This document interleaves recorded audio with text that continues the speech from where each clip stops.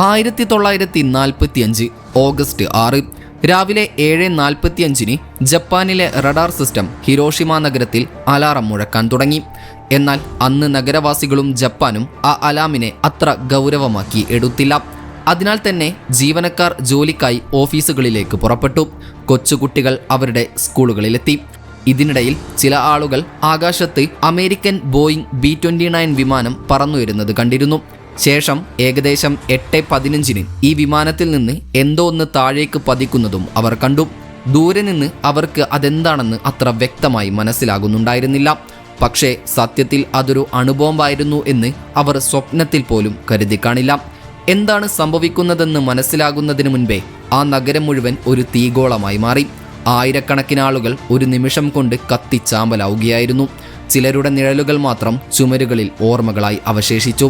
നഗരത്തിലെ വലിയ കെട്ടിടങ്ങളും മരങ്ങളും മൃഗങ്ങളും പക്ഷികളുമെല്ലാം കത്തിച്ചാമ്പലായി. ഒരു നിമിഷം കൊണ്ട് ഏകദേശം 80,000-ഓളം ആളുകൾ കൊല്ലപ്പെടുകയായിരുന്നു. ലോകചരിത്രത്തിലെ തന്നെ ഏറ്റവും ക്രൂരമായ ഒരു കൂട്ടക്കുരുതിയായിരുന്നു അത്. ഞാൻ ഈ സംസാരിക്കുന്നത് ഹിരോഷിമയിലും നാഗസാക്കിയിലും അമേരിക്ക നടത്തിയ അണുബോംബ് ആക്രമണത്തെക്കുറിച്ചാണെന്ന് നിങ്ങൾക്ക് മനസ്സിലായി കാണുമല്ലോ. എന്നാൽ ഈ സംഭവത്തെക്കുറിച്ച് കേൾക്കുമ്പോൾ നിങ്ങളുടെ മനസ്സിൽ സ്വാഭാവികമായി വരുന്ന ചോദ്യങ്ങളായിരിക്കും: എന്തുകൊണ്ടാണ് അമേരിക്ക ജപ്പാനിൽ അണുബോംബ് വർഷിച്ചത്? എന്തായിരുന്നു കാരണം? എന്തിനാണ് അമേരിക്ക ഈ ദൗത്യത്തിനായി ഹിരോഷിമയെയും നാഗസാക്കിയെയും തിരഞ്ഞെടുത്തത്? ഈ ചോദ്യങ്ങളുടെ ഉത്തരങ്ങളിലേക്കും ലോകചരിത്രത്തിലെ ഒരു കറുത്ത അധ്യായത്തിലേക്കുമാണ് ഇന്നത്തെ നമ്മുടെ യാത്ര. എല്ലാത്തിൻ്റെയും തുടക്കം രണ്ടാം ലോക മഹായുദ്ധമായിരുന്നു. 1939 രണ്ടാം ലോക മഹായുദ്ധം ആരംഭിക്കുന്നത്. ഈ യുദ്ധത്തിന്റെ തുടക്കത്തിൽ ഒരു വശത്ത് ജർമ്മനി, ഇറ്റലി, ജപ്പാൻ എന്നീ രാജ്യങ്ങളായിരുന്നു. മറുവശത്ത് ഫ്രാൻസ്, ബ്രിട്ടൻ, സോവിയറ്റ് യൂണിയൻ എന്നിവരുമായിരുന്നു. അന്ന് ആ യുദ്ധത്തിൽ അമേരിക്കക്ക് ഒരു പങ്കുമുണ്ടായിരുന്നില്ല. അമേരിക്ക നിഷ്പക്ഷമായിരുന്നു. എന്നാൽ ജപ്പാൻ അമേരിക്കയെ പ്രകോപിപ്പിക്കുകയായിരുന്നു എന്നതാണ് വാസ്തവം. 18-ാം നൂറ്റാണ്ട് മുതൽ ജപ്പാനിൽ സാമ്രാജ്യത്വ നയങ്ങൾ പ്രകടമായിരുന്നു. ബ്രിട്ടനെയും ഫ്രാൻസിനെയും പോലെ മറ്റ് രാജ്യങ്ങളെ നിയന്ത്രിക്കാൻ ജപ്പാൻ ആഗ്രഹിച്ചിരുന്നു. അതിനാൽ തന്നെ ബ്രിട്ടീഷുകാരെ പോലെ അവർ മറ്റ് രാജ്യങ്ങളുടെ അധികാരം പിടിച്ചെടുക്കുകയും അവരുടെ റിസോഴ്സുകൾ കൊള്ളയടിക്കുകയും ചെയ്തിരുന്നു. കൽക്കരിക്കും അയിരിനും വേണ്ടി 1931 അവർ ചൈനയുടെ മഞ്ചൂറിയ എന്ന ഭാഗം പിടിച്ചെടുത്തു.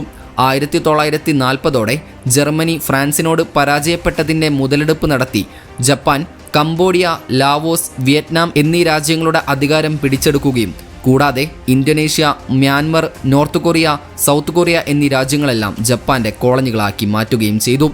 ഈ രാജ്യങ്ങളിൽ നിന്ന് റിസോഴ്സുകൾ വേർതിരിച്ചെടുത്ത് അവർ തങ്ങളുടെ രാജ്യത്തേക്ക് കൊണ്ടുവന്നു.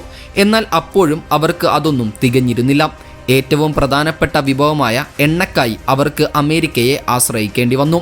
അക്കാലത്ത് എണ്ണ വളരെ വിലപ്പെട്ട ഒരു റിസോഴ്സായിരുന്നു. 80% എണ്ണയും അമേരിക്കയാണ് ജപ്പാന് വിതരണം ചെയ്തിരുന്നത്.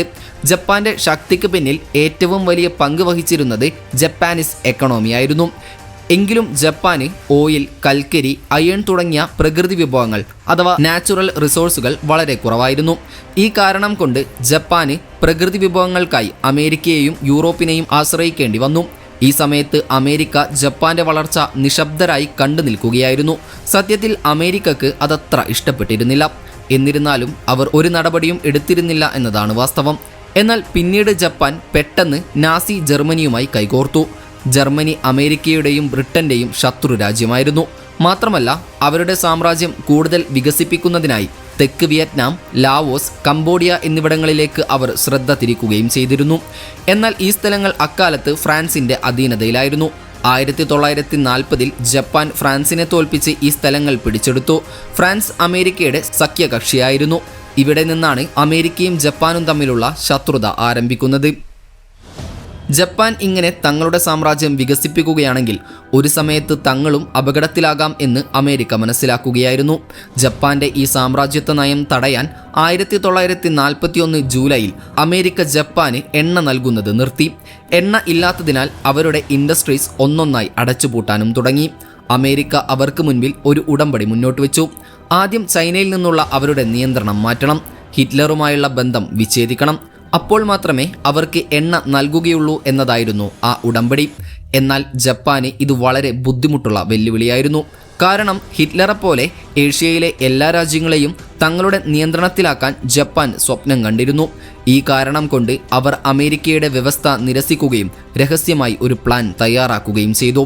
മലേഷ്യയിലും ഇന്തോനേഷ്യയിലും എണ്ണയുടെയും മറ്റും റിസോഴ്സുകളുടെയും വലിയ ശേഖരമുണ്ടെന്ന് ജപ്പാൻ മനസ്സിലാക്കി. ഈ രാജ്യങ്ങൾ പിടിച്ചടക്കാൻ കഴിഞ്ഞാൽ ജപ്പാന് ഓയിൽ പോലെയുള്ള റിസോഴ്സുകളുടെ കുറവ് ഉണ്ടാകില്ല. എന്നാൽ ഇവിടെ ഒരു പ്രശ്നമുണ്ടായിരുന്നു. അക്കാലത്ത് ഇന്തോനേഷ്യ നെതർലാൻഡ്സിന്റെ കോളനിയായിരുന്നു.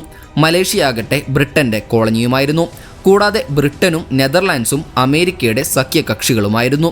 ഇവരെ ആക്രമിക്കുകയാണെങ്കിൽ അമേരിക്ക തങ്ങളെ ആക്രമിച്ചേക്കാമെന്ന് ജപ്പാൻ മനസ്സിലാക്കി. അതിനാൽ തന്നെ ജപ്പാൻ അവരുടെ ശ്രദ്ധ ഫിലിപ്പീൻസിലേക്ക് തിരിച്ചു. എന്നാൽ ഫിലിപ്പീൻസ് അന്ന് അമേരിക്കയുടെ അധീനതയിലുമായിരുന്നു. ചുരുക്കത്തിൽ അമേരിക്കയായിരുന്നു ജപ്പാന്റെ ഏറ്റവും വലിയ തടസ്സം. അതുകൊണ്ട് തന്നെ അവർ ഒരു പ്ലാൻ തയ്യാറാക്കി. ആദ്യം അവർ അമേരിക്കയെ ആക്രമിച്ച് തോൽപ്പിക്കും. അതിനുശേഷം ഈ രാജ്യങ്ങളെല്ലാം സമാധാനപരമായി പിടിച്ചടക്കും. ഇതായിരുന്നു ആ പ്ലാൻ. പക്ഷേ തങ്ങളെക്കാൾ ശക്തരായ രാജ്യമാണ് അമേരിക്കയെന്ന് ജപ്പാന് നല്ലതുപോലെ അറിയാമായിരുന്നു. ഈ കാരണം കൊണ്ട് അവർ ഒരു വിചിത്രമായ മറ്റൊരു പ്ലാൻ തയ്യാറാക്കി. അമേരിക്കയുടെ ഫൈറ്റർ ജെറ്റുകൾ, വിമാനങ്ങൾ, മിലിറ്ററി ബേസുകൾ, ടാങ്കറുകൾ, എയർക്രാഫ്റ്റ് കാരിയറുകൾ എന്നിവയെല്ലാം രഹസ്യമായി തകർക്കുകയാണെങ്കിൽ അമേരിക്കയുടെ നട്ടെല്ല് ഒടിയുമെന്നതായിരുന്നു അത്. ഈ പ്ലാനോടെ 1941 ഡിസംബർ 7 ജപ്പാൻ US-ന്റെ പേൾ ഹാർബർ ബേസിൽ ഒരു മിന്നൽ ആക്രമണം നടത്തി. പേൾ ഹാർബർ ബേസ് ഹവായ് ദ്വീപിലായിരുന്നു സ്ഥിതി ചെയ്തിരുന്നത്. ജപ്പാനിൽ നിന്ന് ഏകദേശം 3000 മൈൽ ദൂരമായിരുന്നു അവിടേക്കുണ്ടായിരുന്നത്. അവിടെ നിന്നാണ് അമേരിക്ക ഏഷ്യൻ രാജ്യങ്ങളെ നിരീക്ഷിച്ചിരുന്നത്. ജപ്പാൻ ഇത്രയും ദൂരം തങ്ങളുടെ ഫൈറ്റർ പ്ലെയിനുകൾ പറത്തിക്കൊണ്ടുവരുമെന്ന് അമേരിക്ക കരുതിയിരുന്നില്ല. കാരണം ഇത്രയും ദൂരം പോയി ആക്രമണം നടത്തി തിരികെ വരാൻ അക്കാലത്ത് ടെക്നോളജി അത്രയധികം പുരോഗമിച്ചിരുന്നില്ല. സത്യത്തിൽ ജപ്പാൻ 6 എയർക്രാഫ്റ്റ് കാരിയറുകളിൽ 340 ഫൈറ്റർ ബോംബർ, ടോർപിഡോ ബോംബർ വിമാനങ്ങളുമായി 12 ദിവസം യാത്ര ചെയ്ത് പേൾ ഹാർബറിന് 370 കിലോമീറ്റർ അടുത്തെത്തി അറ്റാക്ക് നടത്തുകയാണ് ചെയ്തത്. ഇത് രണ്ടാം ലോക മഹായുദ്ധത്തിലെ ഏറ്റവും വലിയ ആക്രമണങ്ങളിൽ ഒന്നായിരുന്നു. അതൊരു രാവിലെയായിരുന്നു. അതിനാൽ തന്നെ ചില അമേരിക്കൻ സൈനികർ ഉറങ്ങുകയായിരുന്നു. ചിലർ ഭക്ഷണം കഴിക്കുകയായിരുന്നു. ആ സമയത്താണ് ജപ്പാനീസ് വിമാനങ്ങൾ മുകളിൽ നിന്ന് ബോംബുകൾ വർഷിക്കാൻ തുടങ്ങിയത്. അവർ തുടർച്ചയായി 1 മണിക്കൂർ 15 മിനിറ്റ് പേൾ ഹാർബറിൽ ആക്രമണം നടത്തി. അമേരിക്കൻ യുദ്ധക്കപ്പലുകൾ, എയർബേസുകൾ, വിമാനങ്ങൾ, പ്രതിരോധ സംവിധാനങ്ങൾ എന്നിവയെല്ലാം അവർ നശിപ്പിച്ചു. ഈ ദുരന്തത്തിൽ ഏകദേശം 2400ഓളം അമേരിക്കൻ സൈനികർ കൊല്ലപ്പെട്ടു എന്നാണ് കണക്ക്. നിലത്ത് അഗ്നിപർവ്വതം പോലെ തീയും ആകാശത്ത് കറുത്ത പുകയും നിറഞ്ഞു നിന്നു. അങ്ങനെ ഈ ആക്രമണത്തിന് ശേഷം അമേരിക്ക ഔദ്യോഗികമായി രണ്ടാം ലോക മഹായുദ്ധത്തിലേക്ക് പ്രവേശിക്കുകയായിരുന്നു. ശേഷം ജപ്പാനോട് പ്രതികാരം എന്ന നിലയ്ക്ക് അമേരിക്ക 4 മാസത്തിന് ശേഷം ജപ്പാന്റെ ടോക്കിയോയിൽ ഒരു ആക്രമണം നടത്തി. ഇത് അമേരിക്കയുടെ രണ്ടാം ലോക മഹായുദ്ധത്തിലെ ആദ്യത്തെ ആക്രമണമായിരുന്നു. എന്നാൽ അതിനുശേഷം അമേരിക്ക നിർത്തിയില്ല.